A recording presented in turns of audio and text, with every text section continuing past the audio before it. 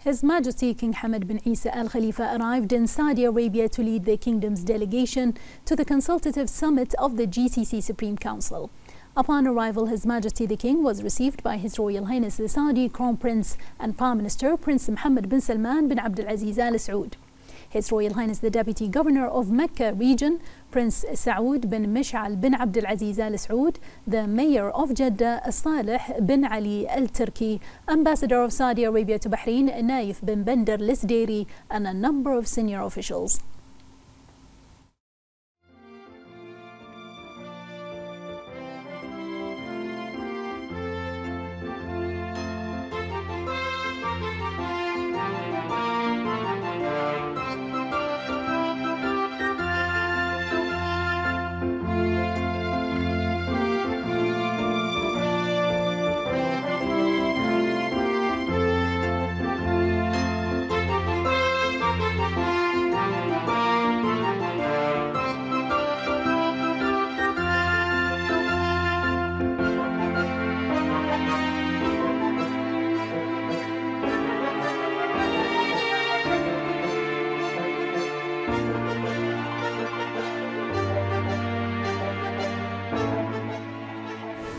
His Majesty King Hamad bin Isa Al Khalifa participated alongside Their Majesties and Highnesses, leaders of the GCC Cooperation Council, GCC states, in the consultative summit of the GCC Supreme Council held in Jeddah.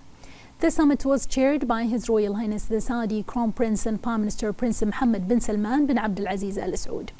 Their Majesties and Highnesses discussed the latest regional and international developments. His Majesty the King later attended a luncheon hosted by His Royal Highness Prince Mohammed bin Salman bin Abdulaziz Al Saud in honor of the GCC leaders.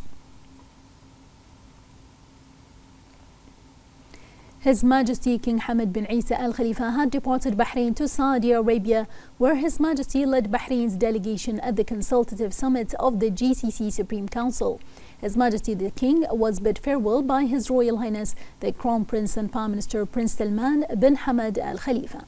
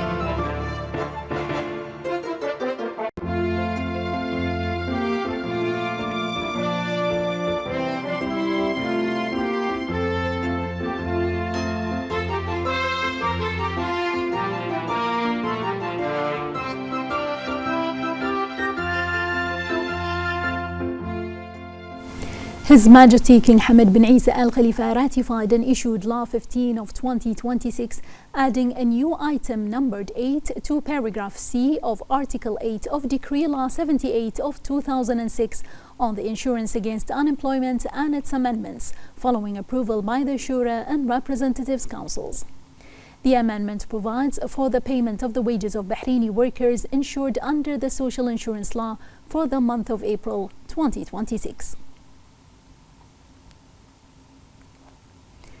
The Deputy King, His Royal Highness Prince Salman bin Hamad Al Khalifa, received the United States Ambassador to Bahrain, Stephanie Hallett, at Gdaybiya Palace.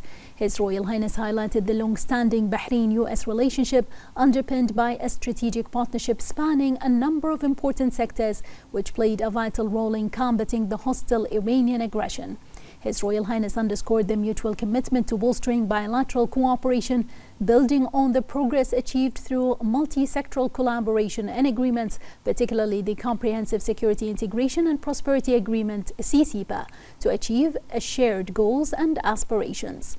The latest regional and international developments, as well as issues of mutual interest, were also discussed in the meeting. In this regard, His Royal Highness noted the prominent role played by the United States alongside allied countries in consolidating regional and global security and stability. the Minister of the Prime Minister's Court, His Highness Sheikh Isa bin Salman bin Hamad Al Khalifa, the Minister of Cabinet Affairs, Hamad bin Faisal Al Malki, also attended the meeting. The Representatives Council Speaker Ahmed Lemsellam affirmed that the decision to revoke Bahraini citizenship from those involved in harming the kingdom's supreme interests follows a firm stance aimed at preserving society and its cohesion. Al-Msallam explained that Bahraini citizenship is based on values, principles, duties and responsibilities, and that violating these matters, undermining national security and harming the kingdom's interests constitutes a breach of good citizenship, and that such individuals do not deserve the Bahraini citizenship. He praised the decision to revoke Bahraini citizenship from those who expressed sympathy for the glorified of Iran's hostile acts or who colluded for foreign entities. He noted that this decision implements the royal directives issued by His Majesty the King to take immediate action against those who have betrayed the kingdom or undermined its security and stability, and to review who deserve Bahraini citizenship in accordance with the directives of His Royal Highness the Crown Prince and Prime Minister. The Speaker underscored that a granting and revocation of citizenship are sovereign decisions recognized regionally and internationally. He commended the efforts of the Ministry of Interior and relevant authorities in maintaining security and stability and affirmed parliamentary support for all measures aimed at safeguarding the kingdom's interests, reinforcing national unity and responsible citizenship. The Shura Council Chairman Ali Al-Saleh affirmed that the decision to revoke Bahraini nationality from individuals who expressed support for the hostile Iranian attacks against Bahrain and other countries is a sovereign right that safeguards society and protects the kingdom's supreme interests. He commended the measures taken by Bahrain under the leadership of His Majesty the King and with the support and close follow-up of His Royal Highness the Crown Prince and Prime Minister to safeguard national security and review eligibility for Bahraini citizenship in line with established national principles and values. The chairman underscored that citizenship is a responsibility based on commitment and loyalty, not merely a status granted without merit. Al-Saleh also highlighted the role of security authorities in protecting society and preserving its stability in the face of challenges, commending their efforts and dedication. He underlined that a unity between the leadership and the people remains a key in addressing challenges and advancing comprehensive development. He affirmed Bahrain's continued progress under the leadership of His Majesty the King and with the support of His Royal Highness the Crown Prince and Prime Minister.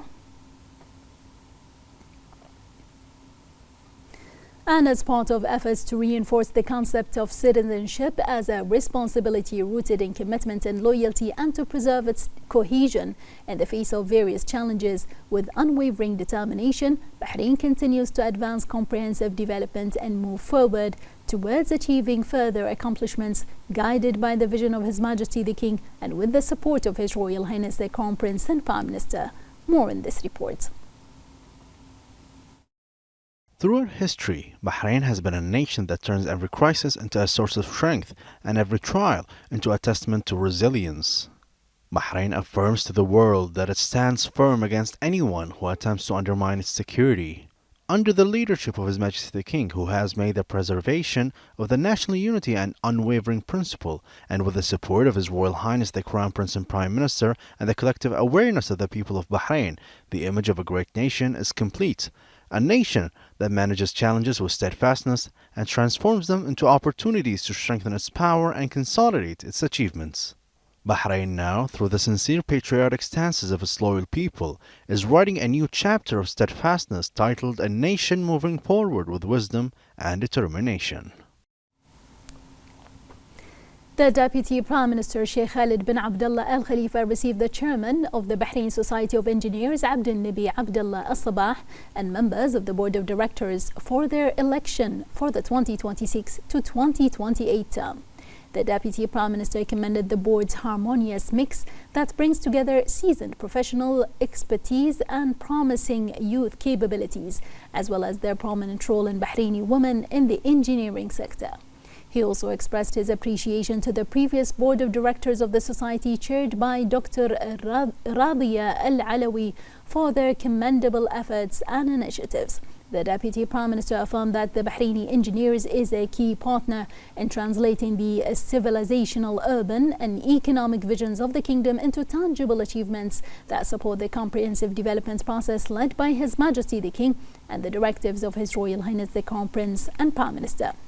He highlighted the important role of professional societies and associations as national centers of expertise and key incubators of talent. He emphasized that the government is keen to strengthen cooperation with these associations and to benefit from their technical expertise in developing relating sectors.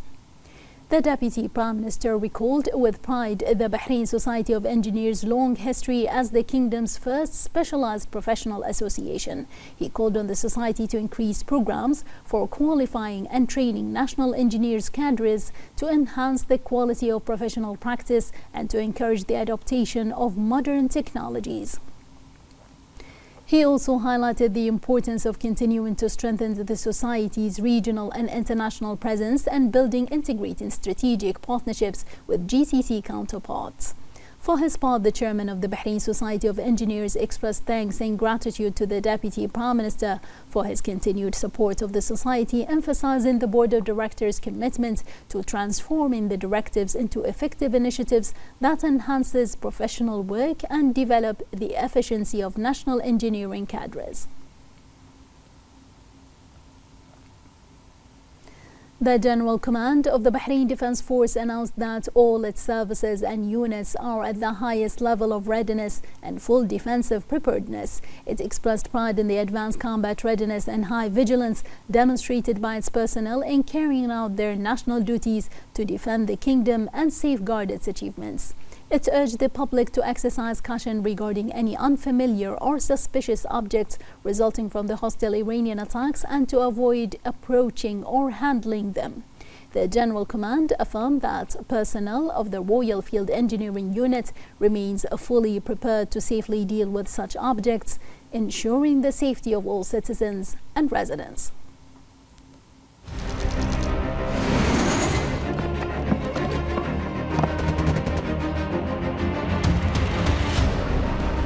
إن الأداء المشرف الذي يسطره رجال قوى الدفاع البحرين يبعث على طمأنينة وثقة راسخة بأن سماء ومياه وأراضي مملكة البحرين مصونة بعون الله.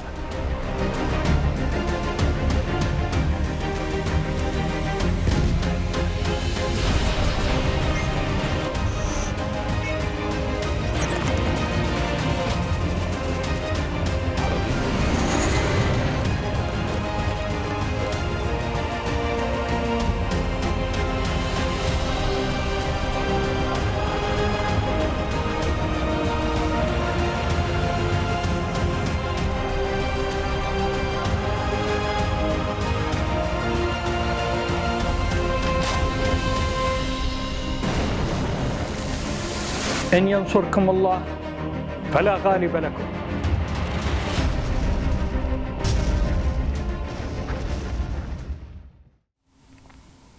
As part of Bahrain's presidency of the UN Security Council in April, the Minister of Foreign Affairs, Dr. Abdul Latif Al-Zayani, chaired a high-level open debate on maritime security held at Bahrain's request. Al-Zayani noted that the session, attended by over 80 countries, comes at a critical time marked by rising global challenges and increasing threats to maritime security. He warned of deliberate actions obstructing freedom of navigation in international waterways, endangering global trade, the economy, and international peace and security. He highlighted that more than 90,000 vessels operate daily, supporting global trade worth trillions of dollars, underscoring the urgent need for collective international action. The minister also expressed appreciation for nearly 100 countries that joined Bahrain's maritime security statement, which condemned Iran's actions, including attempts to close the Strait of Hormuz and impose fees on international waterways.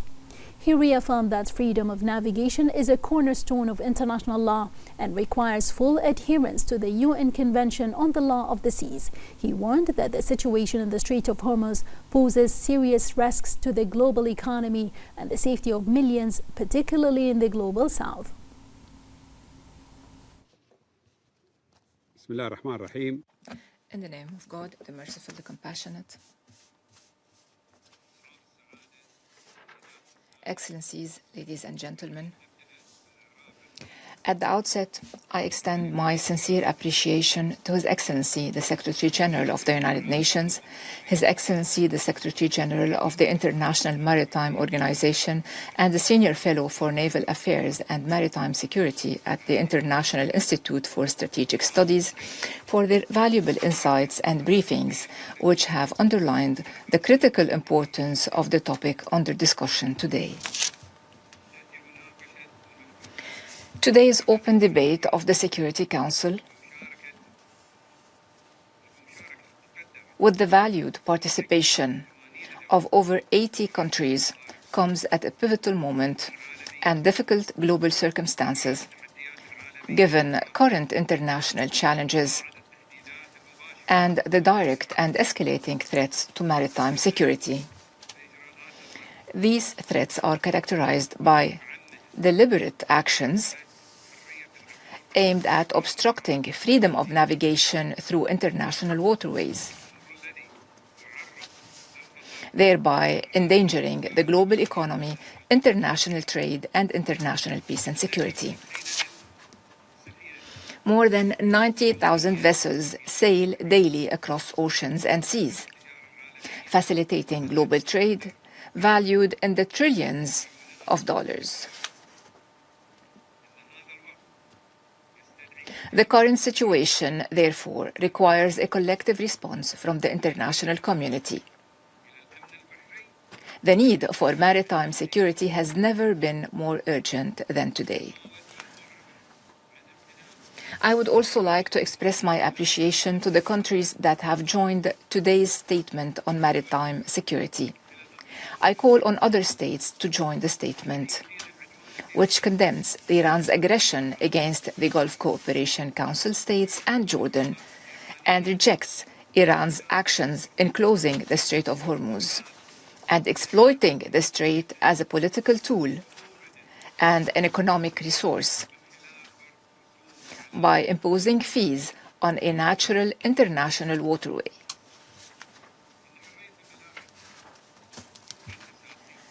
The freedom of navigation is a cornerstone of international law and peace. As such, it requires full compliance with and adherence to the United Nations Convention on the Law of the Sea, which governs all maritime rights, as well as rights of transit and innocent passage through international straits. The situation in the Strait of Hormuz highlights the risks we face, with Iran's actions endangering the global economy and threatening the safety of millions, particularly those in the global south.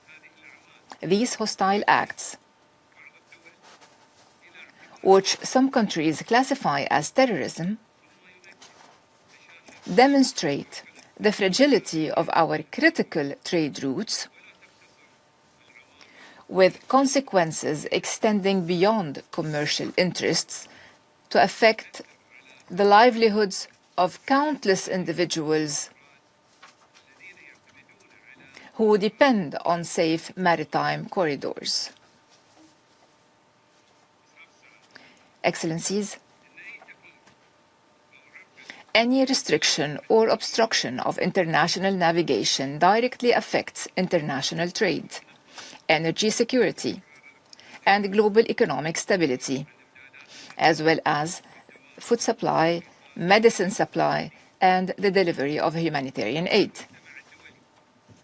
The silence of the international community in the face of these unlawful practices leads to entrenching them, thus undermining the existing international framework and weakening confidence in the maritime system. This trajectory is detrimental to the interests of all nations. It threatens global supply chains and exacerbates the challenges faced by already fragile economies. In response to these pressing issues, it is vital to reaffirm the legitimacy of freedom of navigation, including the right of transit and innocent passage through international straits, while emphasizing the right of ships to navigate without discrimination, calling on all states to protect these rights and condemning any violations thereof. It is therefore necessary to take practical institutional measures to strengthen globally applicable maritime rules based on Security Council Resolution 552 of 1984, Security Council Resolution 2817, and Human Rights Council Resolution 61/1, as well as the Presidential Statement of the Security Council issued on the 2nd of this month, all of which have emphasized the importance of safety of international navigation. Today, more than 40 years after the adoption of Security Council Resolution 552, it is of the utmost importance to reaffirm this global guarantee of maritime security. Excellencies, maritime security is not the responsibility of a single state. It is rather a shared responsibility that requires genuine international commitment, sustained cooperation, and political will to ensure the free flow of international trade and the preservation of global stability. The security of international maritime corridors is a collective interest that cannot be addressed selectively. Accordingly, the Kingdom of Bahrain urges the international community to recognize the grave repercussions of Iran's closure of the Strait of Hormuz. This closure represents a violation of international law aimed at inflicting hardship on the peoples of the world and exploiting the situation in negotiations. This unlawful and irresponsible act has led to the detention of nearly 800 cargo ships in the Arabian Gulf and has stranded thousands of commercial vessels, leaving some 20,000 seafarers facing distressing conditions aboard vessels far from their countries and families.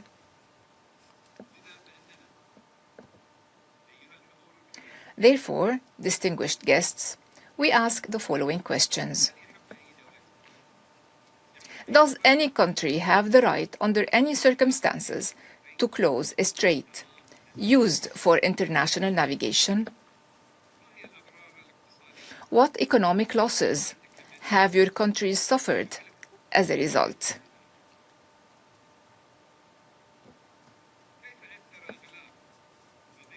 How has the closure of the Strait of Hormuz affected the lives of your citizens?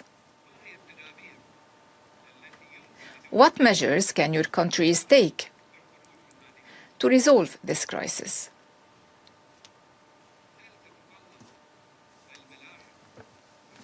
Does navigation through international waters require the payment of transit fees, as Iran is seeking to do?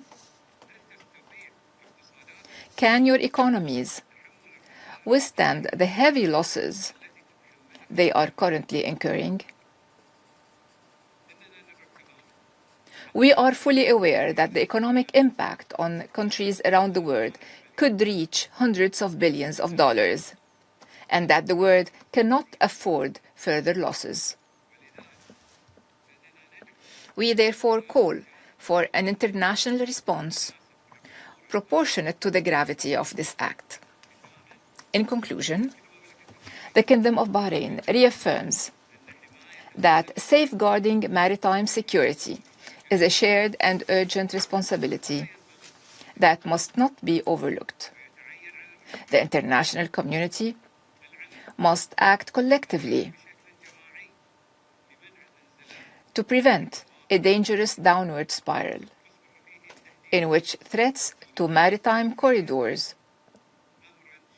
become a common occurrence and violations are treated as normal, despite representing a breach of international law. Complacency and inaction in the face of such a situation will have grave consequences for international peace and security. Thank you. The Minister of Foreign Affairs, Dr. Abdel-Latif Al-Zayani, met with representatives of the international media at the United Nations headquarters in New York. He said that the meeting comes at a time of growing concern regarding the security of international maritime navigation, particularly in strategic waterways that are considered vital arteries for global trade, energy security, and economic stability. He added that recent developments in the Strait of Hormuz have highlighted the grave risks associated with any disruption to these routes, with repercussions that extend far beyond the region's borders. Al-Zayani said that reflecting the shared concerns of the international community, the joint statement was issued on behalf of a large group of UN member states, currently numbering nearly 100 countries, noting that the full list of countries that have signed up to the statement will be published on the website and through other official media channels. At the conclusion of the meeting, Al-Zayani thanked all the states that endorsed this joint statement, noting that the door remains open for other member states to join the statement, and expressed his appreciation and expressed his anticipation of the outcomes of the high-level open debate to be held by the Security Council.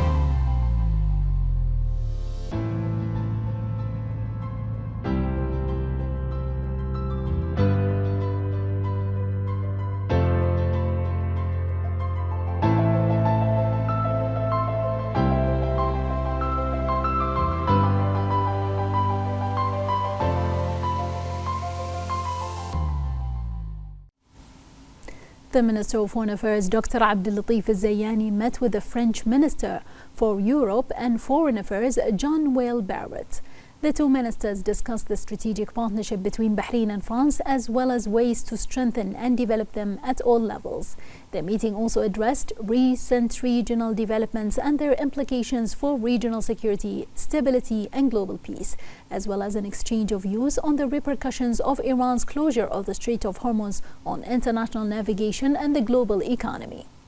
They also discussed prospects for cooperation between the two countries during their tenure on the UN Security Council regarding regional and international issues under discussion by the Council. The Minister of Foreign Affairs, Dr. Abdel-Latif bin Rashid Al-Zayani, met with German Foreign Minister Dr. Johann Wedtpohl. During the meeting, they discussed the historical friendship between Bahrain and Germany and means to enhance bilateral cooperation in various domains to serve common interests. The meeting also addressed the latest regional developments, the repercussions on Iran's closure of the Strait of Hormuz on international navigation and the global economy, and exchanged views on regional and international issues being discussed by the Security Council. The Minister of Foreign Affairs, Dr. Abdul Latif bin Rashid al-Zayani, met with Singapore's Minister of State for the Ministry of Foreign Affairs and the Ministry of Social and Family Development, Zulqarnain Abdul Rahim.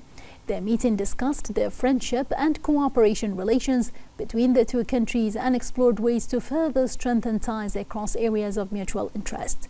The two sides also exchanged views on recent regional developments, particularly the implications of the Iranian attacks against Bahrain and the other GCC states, as well as the consequences of Iran's closure of the Strait of Hormuz on international navigation and the global economy. They also addressed other issues of mutual concern. The Minister of Foreign Affairs, Dr. Abdul Latif bin Rashid al-Zayani, also met with Panama's Vice Minister of Foreign Affairs, Carlos Arturo Hoyos. The two sides discussed bilateral relations and explored means to further promote cooperation across areas of mutual interest.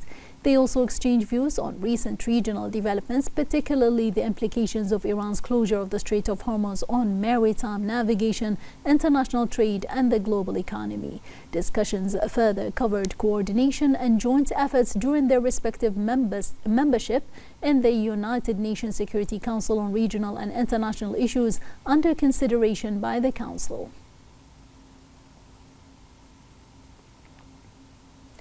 And as part of ongoing government efforts to enhance service quality and re-engineer processes, the Survey and Land Registration Bureau, SLRB, launched the Cadastral Information Request Service as a new digital service aimed at enabling accredited surveying offices to request and inquire about property-related information electronically to initiate and commence surveying service before opening a cadastral transaction. Under the new service, the processing time has been reduced from 3 days to only 2 working days. President of the SLRB, Bassam Al-Hamar, affirmed that this service comes within the framework of the Bureau's adoption of innovative digital solutions that enhance efficiency, improve user experience, and simplify procedures. As part of ongoing government efforts to develop and re-engineer government services, more than 1,300 government services have been documented, translated, and published,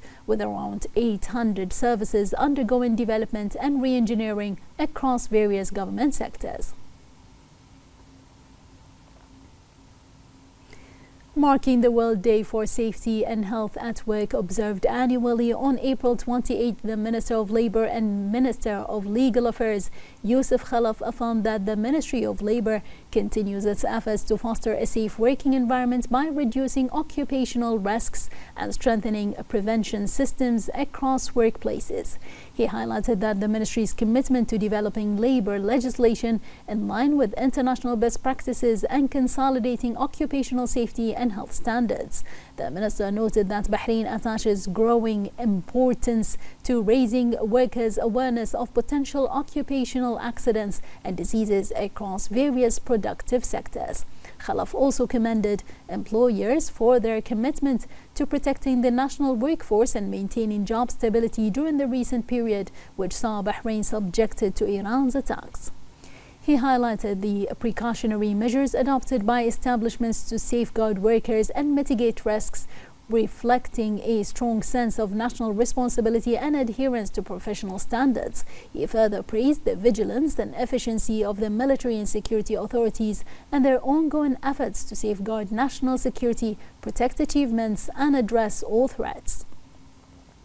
He pointed to the pivotal role of the Occupational Safety and Health Council in promoting a culture of prevention and enhancing safety standards across workplaces. The minister underscored the importance of maintaining a proactive approach to reducing occupational accidents through the selection of appropriate and safe equipment and technologies suited to the nature of work and adherence to the use of protective gears.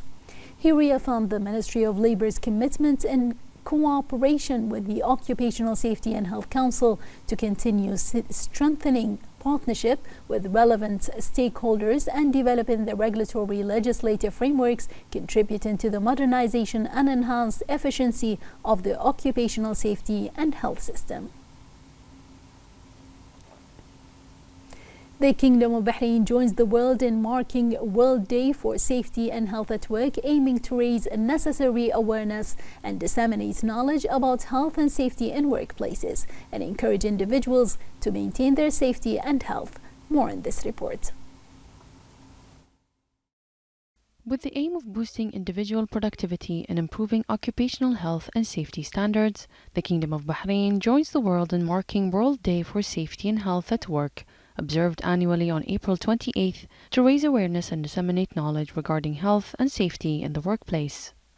In line with its commitment to the health of all workers, the Kingdom of Bahrain has taken preventive measures in collaboration with local companies and authorities to support initiatives that promote workers' health, including the adoption of specific programs and initiatives such as the Healthy Workplaces Project, as well as increasing monitoring and inspection visits, which establishes a safer working environment free from occupational hazards.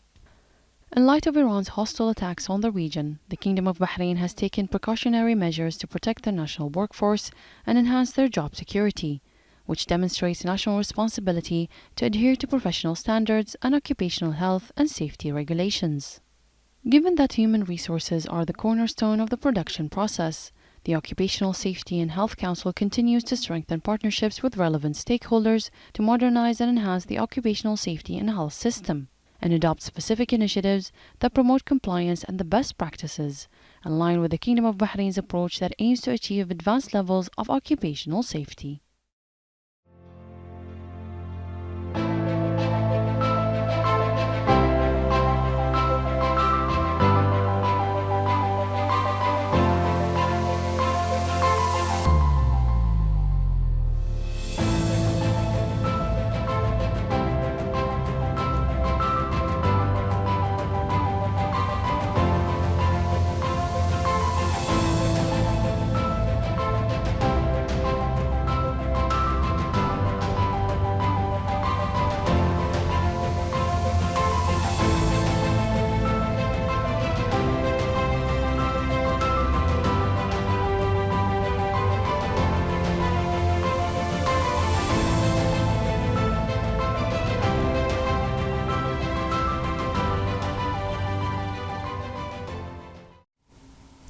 The Ministry of Housing and Urban Planning upgraded its e-service for completing home ownership procedures into a proactive service delivered directly to citizens, enabling beneficiaries to finalize ownership procedures digitally without the need to submit applications.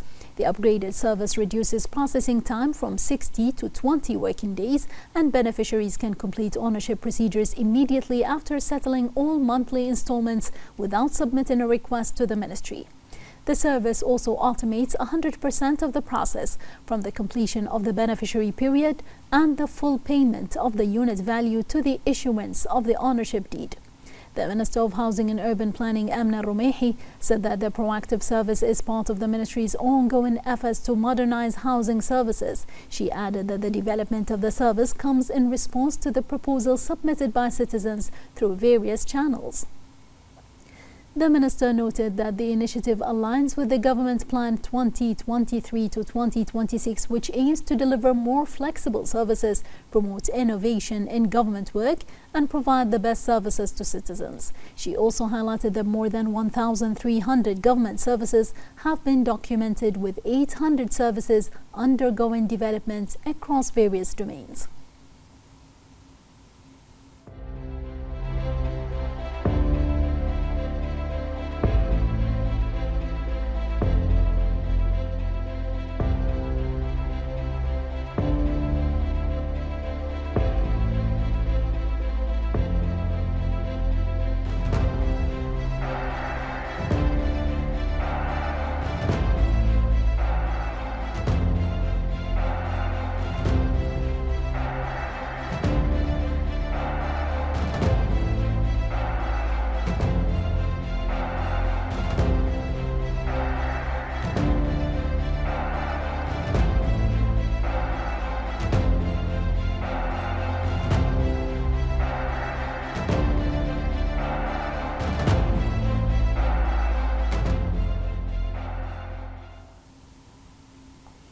As part of Bahrain's presidency of the 46th session of the GCC Council, the Under-Secretary for Ports and Maritime Affairs at the Ministry of Transportation and Telecommunications, Badr Al Mahmoud, chaired the 29th extraordinary meeting of the Under-Secretaries of the Ministries of Transport and Communications of GCC states held via video conference.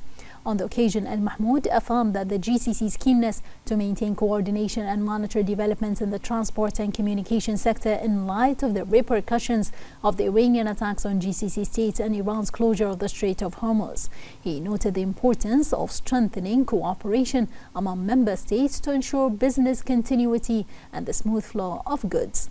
The meeting addressed a number of strategic topics related to enhancing the efficiency of the transport sector and ensuring the continuity of supply chains among member states. The chief prosecutor of the terrorist crime prosecution stated that the High Criminal Court issued its judgment in 2 separate cases relating to the collaboration with foreign entities. 6 defendants were charged in the 2 cases, including 2 Afghan nationals and 4 citizens, with collaborating with the terrorist Iranian Revolutionary Guard Corps to carry out terrorist hostile acts against Bahrain and harm its interests. The court sentenced 5 defendants to life imprisonment, acquitted 1 defendant, ordered the confiscation of the seized items, and ordered the permanent deportation of the Afghan defendant from the country after serving their sentence. The public prosecution ordered the referral to the defendant to the High Criminal Court. The 2 separate cases were heard over several sessions, during which all prescribed legal safeguards were observed, including the attendance of the defendant's lawyers and enabling them to present their defense until the court issued the aforementioned ruling at the session.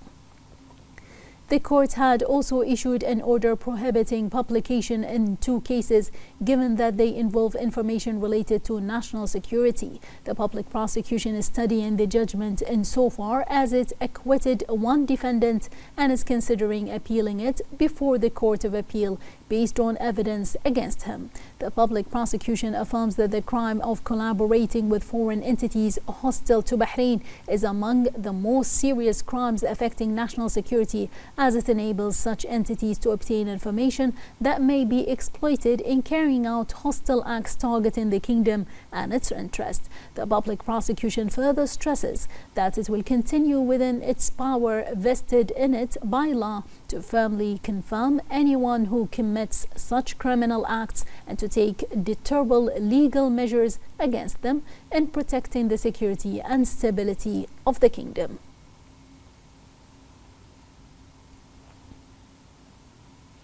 The head of the terrorist crime prosecution stated that the High Criminal Court issued in its session held today judgments in 22 cases related to acts committed by certain persons, including involving the endorsement and glorification of Iran's terrorist attacks against the kingdom, the acquisition and dissemination of prohibited vital data, photographing places where photography is prohibited, as well as broadcasting false news and rumors through social media platforms.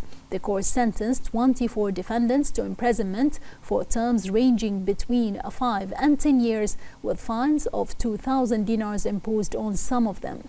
It also sentenced 1 defendant to imprisonment for 1 year and fined him 2,000 dinars. The court further ordered the confiscation and the seizure of items. The public prosecution had received a number of reports from the cybercrime directorates indicating that accounts on social media platforms had been monitored endorsing and glorifying Iran's terrorist attacks that targeted Bahrain, publishing vital data and photographing vital places where photography is prohibited, in addition to broadcasting false news and rumors aimed at harming the morale of Bahraini society while it was facing the hostile aggression.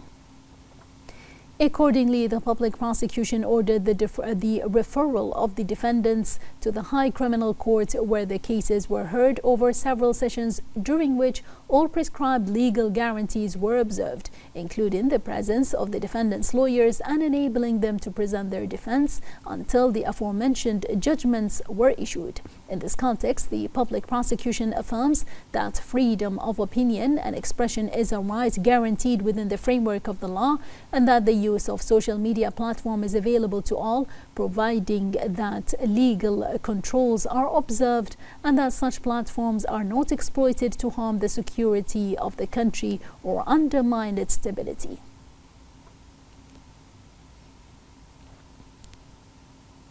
Bahrain joins the international community in marking World Immunization Week, which takes place during the last week of April, to promote a culture of immunization as a strategic choice for protecting society. More in this report.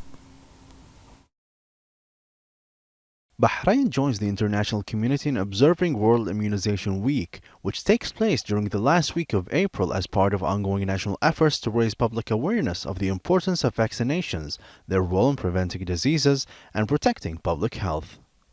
With steady strides, the kingdom is moving toward establishing an advanced preventive health system based on the sustainability of services and the quality of their outcomes. This has contributed to achieving high coverage rates and limiting the spread of communicable diseases, in addition to providing approved and safe vaccines to citizens and residents, and strengthening partnerships with international organizations, thereby supporting the sustainability of immunization programs and keeping pace with global best practices.